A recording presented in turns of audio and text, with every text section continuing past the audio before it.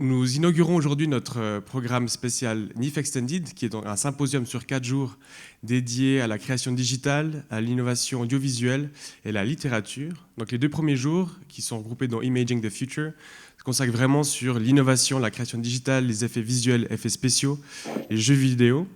Et nous avons aujourd'hui un programme vraiment de haute volée avec deux régions qui sont vraiment à la pointe de la création numérique, avec Taïwan et le Québec, enfin pays, des régions, pardon. À 11h30, mais peut-être avec un peu de retard aussi, vu que nous avons commencé en retard, nous aurons une présentation des 4 installations immersives taïwanaises qui sont présentées au Muséum d'histoire naturelle de Neuchâtel et qui sont vraiment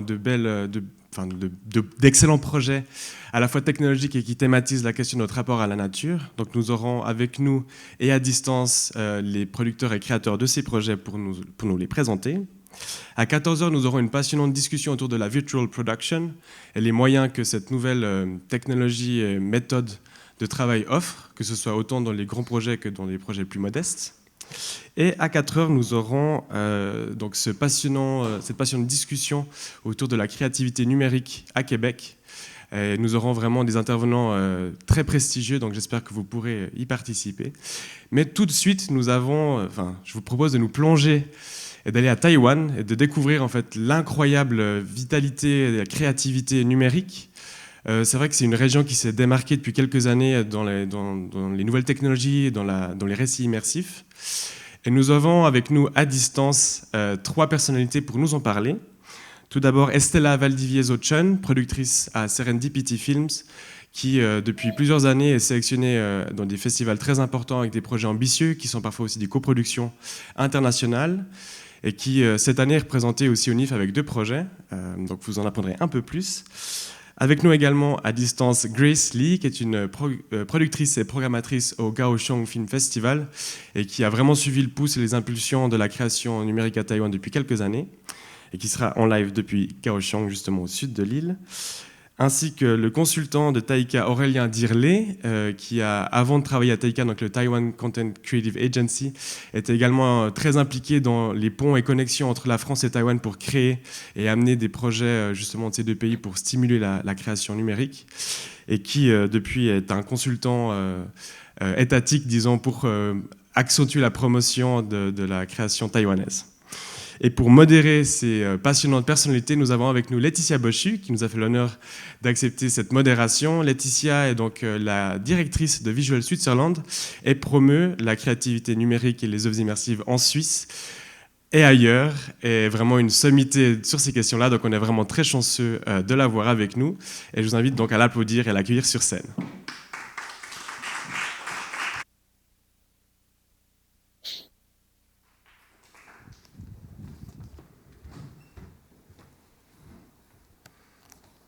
I have to put on the headset, right?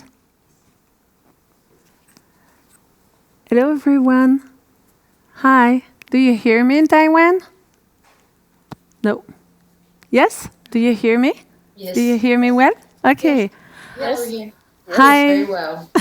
Excellent. Hi, Estela. Hi, Grace. And hi, Aurélien. Hello, everyone. Hello. Thank you for the public, and thank you to the Nifff as well for having me today. So we speak about Taiwanese creation today.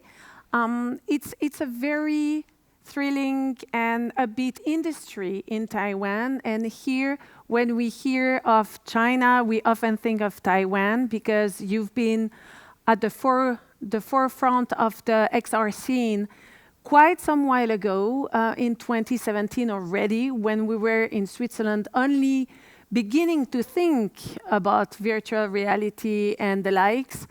Why have you been so avant-garde in this field? What made the market so avant-garde, do you think? Nobody wants to answer? Grace? Yes? You want to go ahead? I can start. Yes, Hi, yes. everyone. Yeah, sure. So, hello, everyone.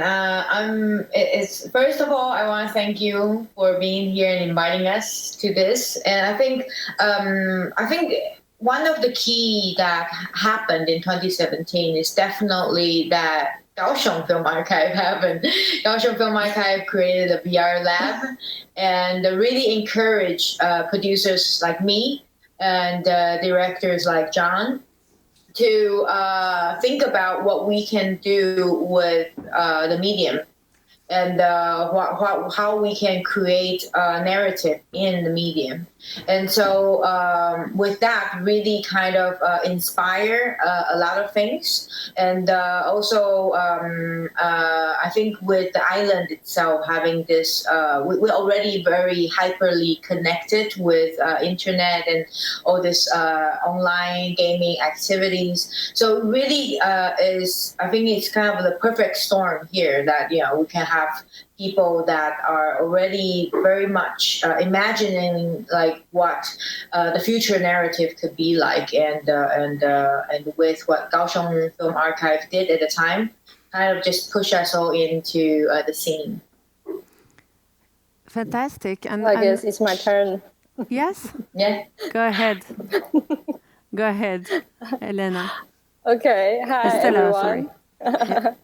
My name is Grace Lee. So thanks for having me today. It's a pleasure to be here.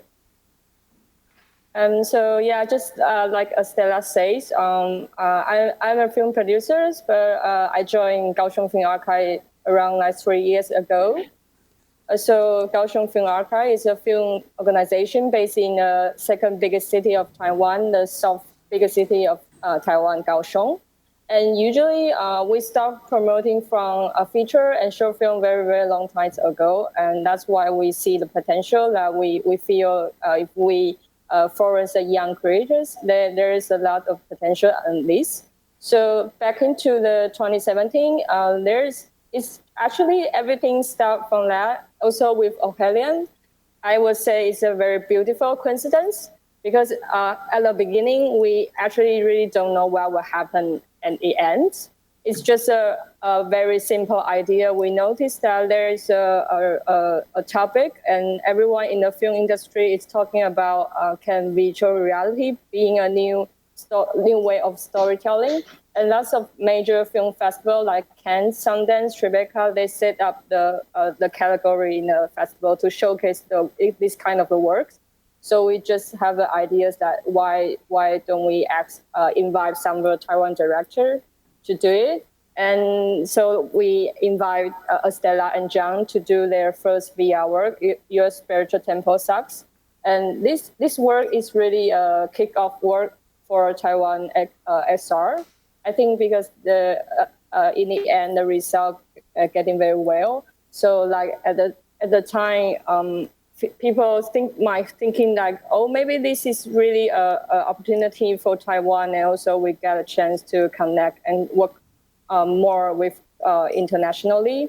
So right now we can see like actually like 2017 until today is only 4 years, but I think lots of things happening in these years, and we can definitely see a lot of things happening. And no matter like public fundings and also private company is putting a lot of resource into these fields. So I think, yeah, it's kind of like, I think we are in a good direction to encourage this ecosystem. So in this past, we Aurélien playing an important role in our path. So I think he's also have definitely something to share. Thank you, Grace. Yes, indeed. Like I joined TAICCA in September 2020, but I've been, a big part of my job in the past 5 years since I've been appointed in Taiwan has been trying to connect the French and Taiwanese XR ecosystem. And when we started thinking about this, which was like late 2016, Taiwan already had a very strong ecosystem, but mostly on the hardware side. And it was very difficult for us, like when I was working for the French government, to find partners, because this is the way we work. We need, before all, you need a platform, you need a partner to, create a conversation, create a discussion. And I would say that I totally agree with what Estela said, like the luck of Taiwan really has been to have, Kaohsiung. Not only because they did produce VR works very early, but because they established themselves as a platform for XR. So that's also a space that, we could bring all those professionals from Europe, from France.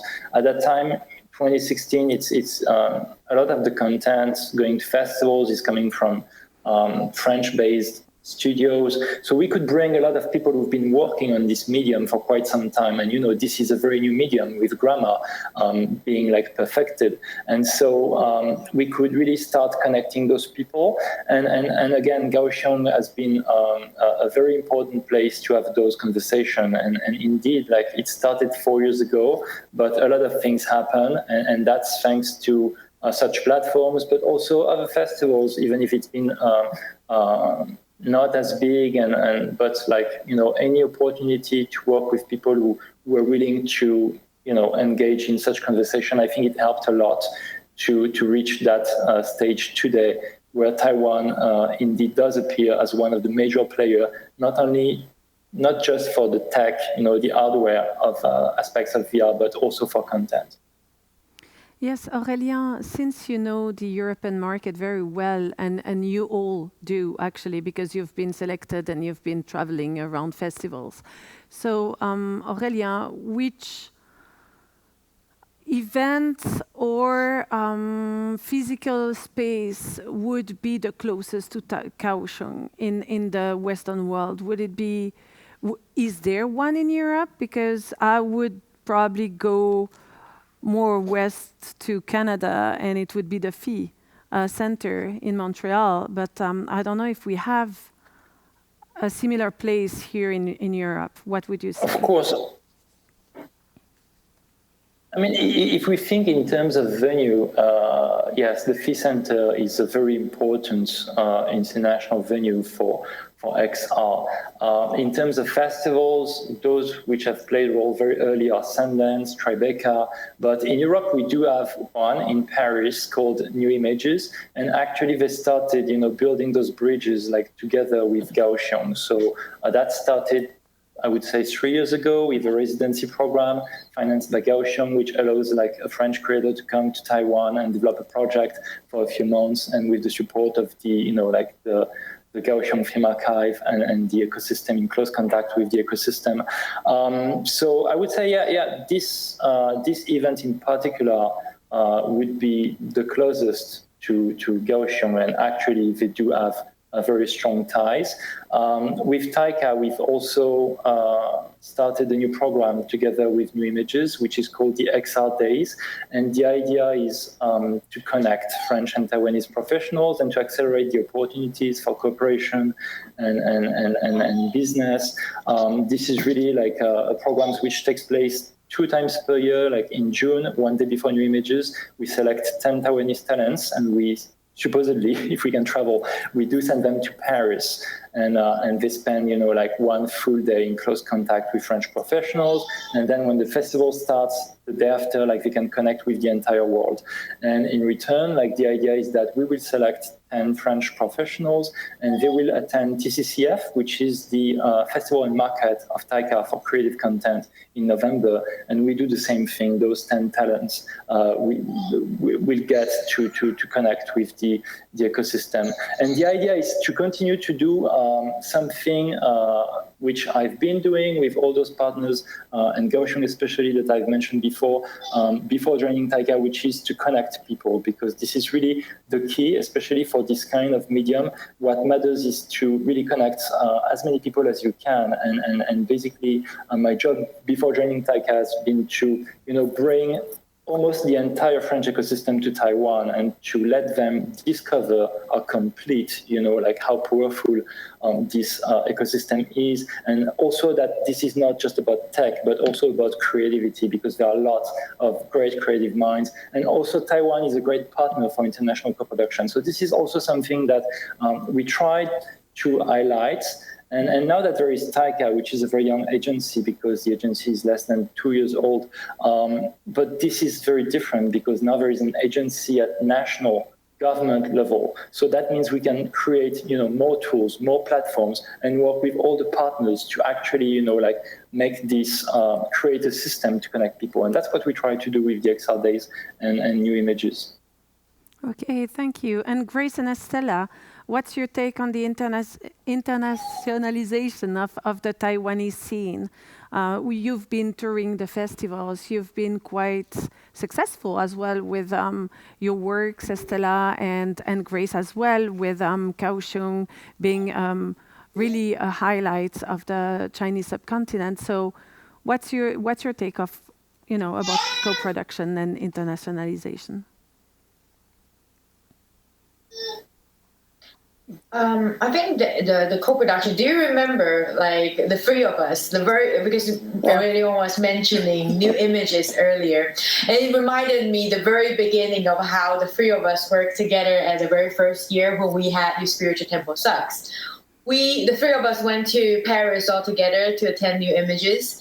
And what we had mutually in mind, we believe that the next step for Taiwanese content is to collaborate internationally. It's very important for us to find a project to establish that. So we went there with a mutual goal, meeting with different people and saying hey, let's do a Taiwan and French co-production in VR, and to show that there is this collaboration possibility and how we can, as a demonstration. So we meet with a lot of producers that actually, in the past few years, we really did work on projects together, such as Mechanical Souls with Digital Rise, and now I just finished another project, Missing Picture Timing Liang with Atlas 5. So these are all results of that, of us being there and saying, okay, how do we find resources that we can put together to create content? And because the rules of different administration are it's very different. In Taiwan, the kind of resource I can get is probably something that not quite the same as the European market. So communication and establishing this kind of relationship of exchanging information was a very important part. And that's why I'm very excited that Nifff is doing this right now, because that is how everything kind of starts. I believe a conversation first, and then how do we connect these people? Who are the people that we can speak to understand the market? And I think that for international co-production, that's the key. People that are willing to share and understand, help each other understand what's going on in their own territory. Yes, because we've spoken about France. You each have a French link somehow. Aurélien, it's quite obvious, but Estela, you have been working extensively with some French producers as well, and Grace, you have been working with Louis from Vroom. So the ties with France are quite obvious, but the ties with Switzerland are not that existent. What is your take on the Swiss XR market? Do you know of any, are you aware of it? Do we speak about it in Taipei, in Taiwan in general? I know Hélène Kuo, you must know her as well, who is a great exporter of Swiss XR. But what's your view on the Swiss XR market? Oh, well, yeah, to be honest, it's not so big as we know. Yeah, but there's definitely have something interesting project I have seen, like the project VR Art. Yes, from Gilles Jobin. So I think yeah. So it's not so many productions going on, but it still have something interesting is happening. And I think for lots of country right now is like this. Like there's some very little people, niche people, they get interested in this field. So they work on it. So that's why right now we need international production so much right now, because for my feeling is that in every country we have very a tiny group people, but have special passion on this field, and so we need to work together and build up this ecosystem together. So instead of thinking of the countryside, I think the XR community, we always thinking about it's international and worldwide community. We always work together, and like you mentioned, Kaohsiung is it's a very unique organization that we involved in different role and field in XR ecosystem. Like we do have talent fostering assistant, project funding, and we do have our festival, and we have our own venue. But somehow we know the most important thing is production funding, because nothing else is more real than the people can do one production. So that's why when we met Estela and we know there is a chance we can do a co-production, so we push it very hard to make this happen, because nothing else better than the content speak itself. And as the experience we learn from now is production, they travel around the world, and somehow it's they will link to the people we never thought about it. Like some people from Dubai or New York send us the message that, oh, I saw one of your content, I saw your spiritual temple sound, it's really great. So yeah, it's quite amazing for doing that. Yes, and you spoke about funding, Grace, twice already. I think that the funding mechanism in Taiwan is quite is quite strong. It seems to me. You have the Ministry of Culture supporting the TAICCA, right? And you have also HTC being very involved in your productions. Who else is very active in the funding and in the supporting?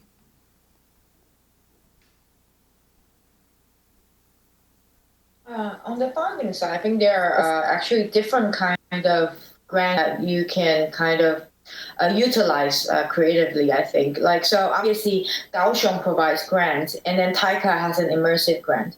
But within the Ministry of Culture, there are actually a lot of grants that are for technology content. So it's very much a new media kind of grants that can be applied for different size of projects, maybe smaller size or bigger, and then based on theme as well.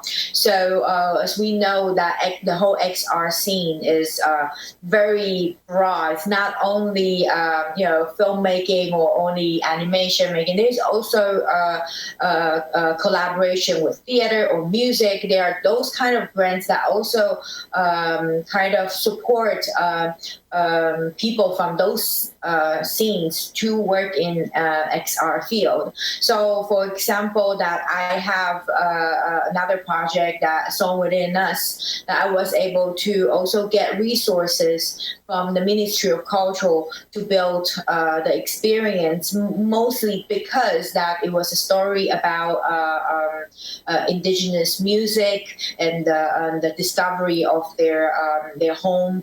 And so in that sense that we were able to find grants from the Ministry of Culture to support that. So the way that I would say is that I'm very happy that I'm here in Taiwan, that I think that the general policy for immersive content it's quite broad and quite wide range. There are different kind of grants that we can utilize. It's really determining on what's the theme of what you want to do and whether it's a good and creative use of the medium. So there is a political stance to really support new digital content and creation, right? That's what you feel as well, Aurélien, in Taiwan, and that's what had you in Taiwan? Absolutely, yeah, that's exactly that's what held me in Taiwan.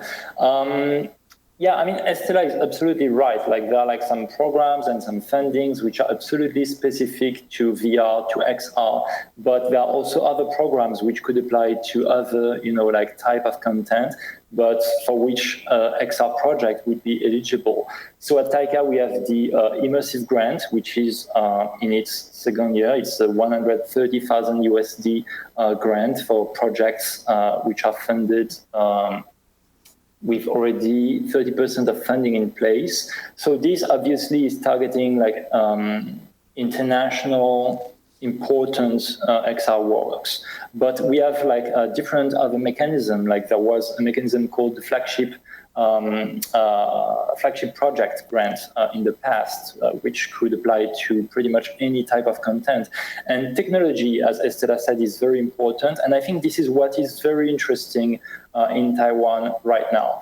Because at the beginning, everything was very much, like everyone's attention was very much focused on the hardware. And then like a few people, like Estela and Grace, and then like with government support, like pushed for content. And now I think that we are all pushing for something that at TAICCA we call future content. And I think this is what is exciting, is that we are building new tools for the content of tomorrow. And when we discuss with other, like a few weeks ago, I was discussing with some counterparts from other national film funds about XR funding. And I feel that, pretty much only in Taiwan, we have a vision and a commitment and resources to invest in the content of tomorrow. So this is something that, like if you have a 5G project, I think we're building the tools at TAICCA to fund such projects, which could be, proof of concept for 5G, future content, or proof of business as well. But also like, any other type of content. And I think this is very important because, since 2016 and until I would say 2020, we've seen a lot of VR content in major festivals. But this content comes from, those studios created by people with audiovisual background. They come from film, they come from documentary, they come from television. And of course, they created a new language and they perfected the grammar of this medium. But I feel that since, last year and especially with the current crisis, we see a lot of people coming from different industries and trying to use, technology to tell different stories. And I think this is what we should pay attention to right now. Because, like in the past few years, you would say most of the great VR content is becoming from Canada, France, Taiwan, of course. But now I feel like in the US, there are a lot of people experimenting with those new tools coming from live performance. And I'm not saying dance because we've seen a lot of VR pieces like which revolve about dance, but I would say like theater. And we need to pay attention to what those people have been doing. And we need to tell them and convince them that like there is room for them, to join and join the discussion, the conversation, and that we need the inputs and we need the vision and we will provide them with the resources. So I think this is what is interesting in Taiwan right now, that we try to provide those resources to all those people, not just to, tech people or audiovisual people, but we really try to think in terms of how can we tell different stories in different ways. Okay, so when we hear about Taiwan, and of course, we think of China. Is Taiwan like the Hollywood of China somehow? Is it, because it's not linked to movies like Hollywood is or Bollywood in India, but both those geographic areas in Los Angeles and in Kerala and above in India, they became the XR hotspot of their countries. Is it the same now in China with Taiwan becoming the hotspot of these content productions and being the highlight of it?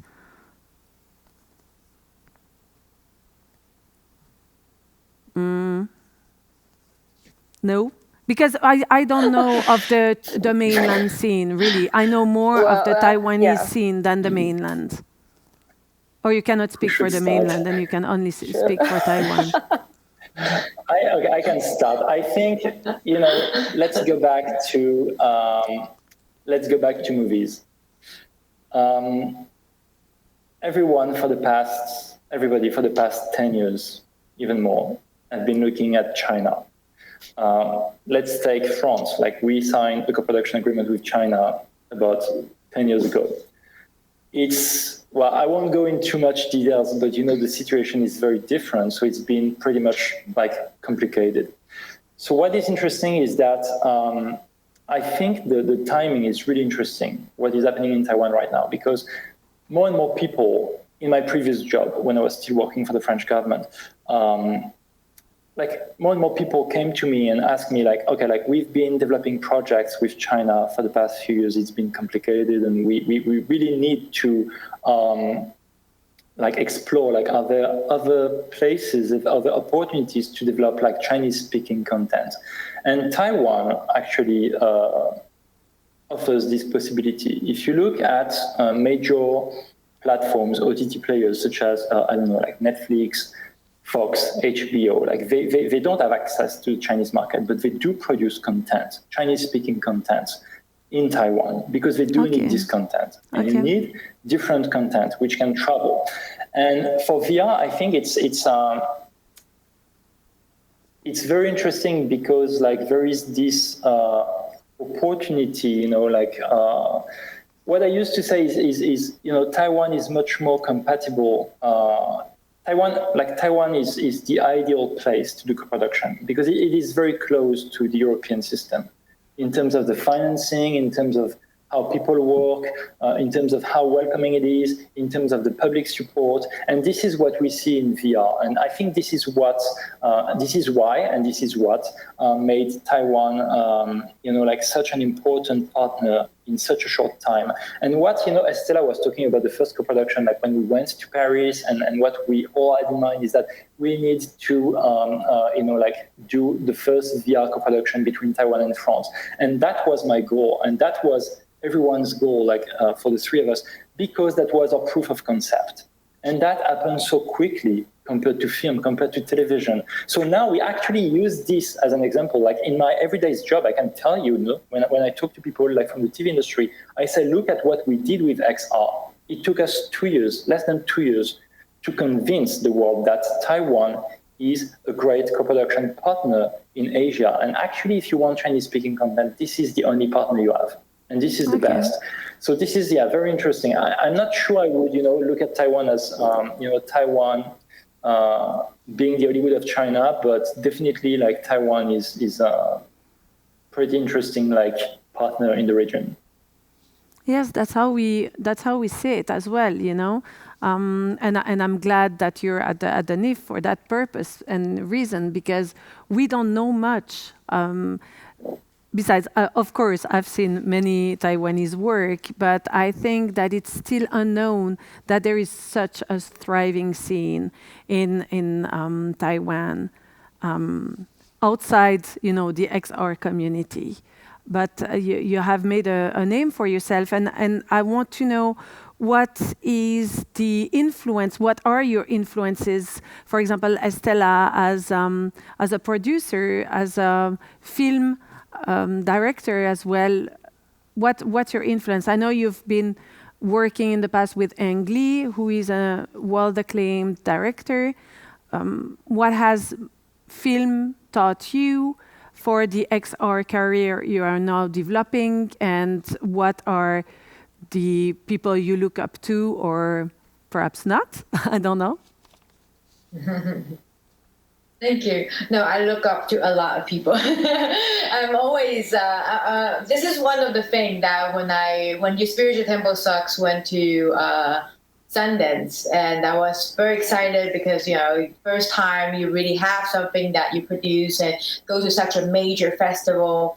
And I remember John and I was watching every VR production there because we were curious what other people did. And this was our very first time doing VR. So I'm the kind of person that I will go to I will watch until the end of the credit, until the last minute of the credit, to see who are the players, because that's what made me give me imagination, give me a little bit more, what can I do if I want to keep producing VR? So I noticed French was a very important role in the international XR scene at that time. And that's kind of the reason that led to New Images, and that's kind of how we really start, I started reaching out to those production companies that we found that had really good experience in VR, really we can learn from. I enjoy this co-production process because of that, because that I realized that if I work with people that has already produced work that I really enjoy, I will learn from them as well. And if we have to trace further back into my experience, I studied film. I got into working with Tsai Ming Liang and Ang Lee, one very art house, one very commercial director. It gave me a range of understanding things in a very, how production can be done in so many different ways. I think that gave me that imagination to apply into virtual reality production, seeing like, okay, there are certain things that we can do that come from film production, film financing. These are what people are doing for co-production in Europe. And we are not Hollywood, so we don't have that financial structure like in the US. How do we build a partnership with the European companies to for VR that's similar to what the Europeans produced films? So that was one part of it, and then you continue and say, okay, what else can we do? Can we have art creatives that work together to help? Because VR is such a new thing that the market is such a non-territory. What can we do when we are building the team to help us to build a distribution possibility or marketing possibility for the content itself? The partners are more important than me knowing everything, because I'm here in Taiwan. I'm in the island, and we need to be able to find those key partners around in order to know how we can build something that can travel more. Because one of the key issue that Aurélien was also talking about is that, I think that for Chinese speaking content, we need to think bigger too, because there's also a very big territory around the Chinese-speaking world. How do we build content that's also for the rest of the world and be connected to them? I think that's one of the very big mission that I always have in mind when I'm producing my projects. And it's very strategic, because then on one side you have the international market, and on the other side you have this huge Chinese market, and I find it quite interesting for you to be in the middle piece, right? And here in Europe, we're quite scattered in terms of the influential hub. There is no influential hub. One might say it's Paris, or it might be Germany or Holland, or even Finland with Helsinki, but it's quite divided here. Whereas in Taiwan, we find a strong hub that can shine the light of China over on the international scene. And I had a question for you, Grace, because at Kaohsiung, you are funding immersive content, and most of it, at least those I have experienced and seen, are quite artsy. How do you make your choice, and why not go super mainstream like others have? Or do you want to be seen as quite artsy and still in a way avant-garde? Yeah. Let me know a bit more about it. Well, sure. I think it's an interesting question, because I I don't know. It's because our background, because we all come from film industry before. So naturally, I think our interesting thing is about like the storytelling. Like myself, before I watch VR contents, I don't know nothing about it. But there's definitely some VR piece persuades me that this media is totally great and amazing. Like I remember the first day when I joined Kaohsiung Film Archive, I watched Your Spiritual Tank Stocks in my office, and like that film is like it opens my mind. Like, oh my God, can the 360 ways for storytelling is so much interesting. And of course, I have seen lots of interesting piece later in a career, like some of the one of the biggest one we know is that Nose of Blindness is from French. It's from French works. Yeah, it's like a textbook for everyone in VR community. You need to watch. And also, like Dear Angelica is from USA. It's a production from Pixar. And all this kind of production persuades me about this media is really exciting and really, yeah, it's really exciting. So when we collaborate with creators, we actually don't limit what do they want to do. Usually what we do is that we will help them to watch as much as the content they can, and we give them everything. It's like gaming and narrative thing, we give them all of it. But they will come back afterwards. They write their own script. So the role we play is not like limit him. It's usually we support him and guide him to help him finish the work he wants to create. So I think so definitely we because we don't live in anything, so it's very interesting to see your point of view. It's very arty piece, but I think it's very naturally thing. Yeah. Okay, it's your taste. But I definitely agree. Yeah. But I definitely agree about what Aurélien mentioned. Yeah. It's when I jump in these files. Sorry? Yes. Do you hear me? Hello? Yeah? Can you hear me now?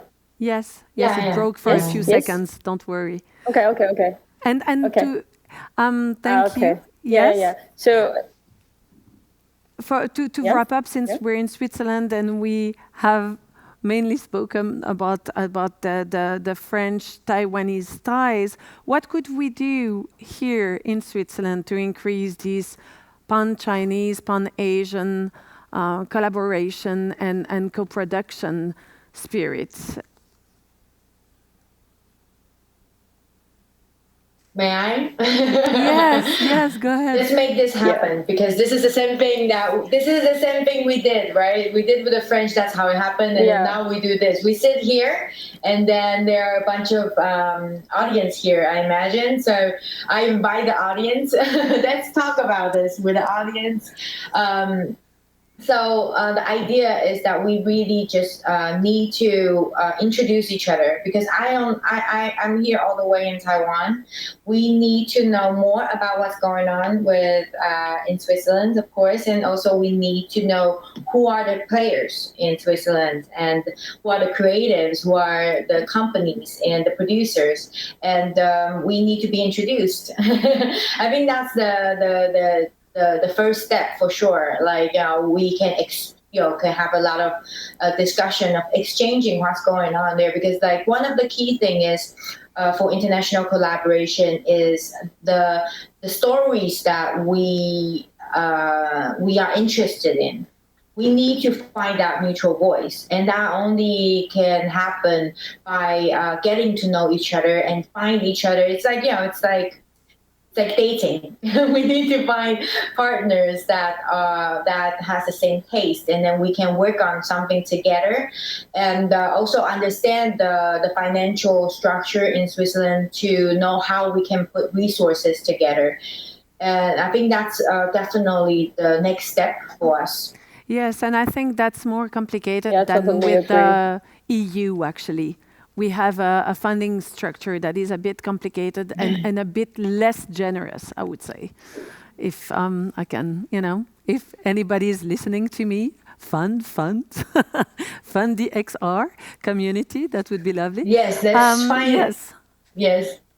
And how do you foresee the future? So it's going to be... Yeah, we need to find ways. I think. Yes, right? I have ideas. I have co-production ideas. So I will probably get back to you. But yes, it's also a matter of understanding. You have I've seen that in many Taiwanese pieces, HTC plays a strong role, obviously, and we don't have a hardware actor, in a Swiss hardware actor. And I guess that makes also for a big difference in the sponsoring. Don't you feel that perhaps sometimes? Yes and no, not really actually. Yeah, that's good debate. I like not that. Really. I can share my personal experience. Yes.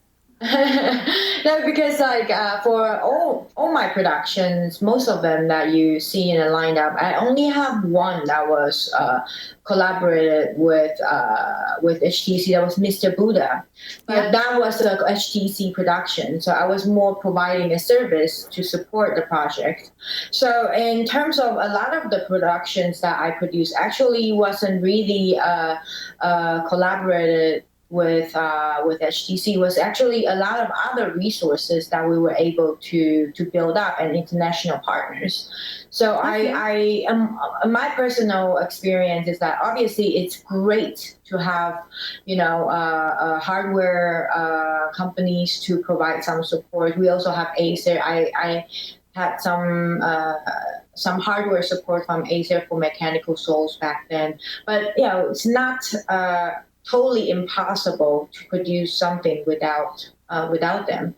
I think one of the key is that, like I said at the beginning when we started this, there wasn't TAICCA's Immersive grant. They were dedicated to VR. When we started, there was only only grants that said technology related or stuff like that. So we look into them and see what we can do with those grants to create possibilities for international collaborations. Those are not designed for international co-productions either, but because the fact that we think that international collaboration will help the production. So then we getting to understand how we can make it happen. I think that would be a same task for producers over there, to look into your grants and see what are the possibilities for the collaborations and how can we utilize the resource as a combination and open up territories. Because for my content, it's going to be hard for me to be there to have to explore what the local market could be. But with a co-producer there, with somebody there, we'll be able to find those possibilities. Thank you. So it leaves us with a little less complex on the hardware front, and with many opportunities at the horizon of co-production with Taiwan, I think, and with France anyway, because we have people here in the public from France as well. So yes, any word for the wrap up of and concluding this session? Do you want to add anything, Aurélien, Grace, Estela? No? Personally, Yes? I would really just stress what Estela said, like what matters if you want to build something is the networking. It's really connecting people. So you need to find one platform, and it can be your festival, and you need to make sure that people get to meet here. And that also, this is a tip I give to a lot of people, like be open-minded. Like as Estela said, we're in Taiwan. This is an island, and I think it works for people when don't limit themselves to what they know, what is just here. You need to be, to meet as many different people as you can, because that is eventually how you will find people or technologies or tools which will inspire you and help you to tell, this story that you want to tell in your own way. So that's the first step, is to have a platform, and then you build the tools. It's programs, can be exchange, can be residencies, can be funding, and then there is, as Estela said, TAICCA appeared 2 years ago, and that's I would say the third stage. It's government support. Of course, if you get government support very early, like what we did, what we had in France, that's how things started so early in France, is because public television, Arte, France Télévisions, and CNC, the National Film Center, they all supported this type of content very early, but that can come later. Really, when I look back, the past 4 to 5 years, what mattered in Taiwan, it really is those people who connected and who met and connected and started and produced those great projects. So reaching out is the word of this conclusion, I guess, to reach out from island to island, because we are an island in Europe too, in Switzerland somehow. So I will leave you, the three of you, and greetings. Enjoy a lovely night.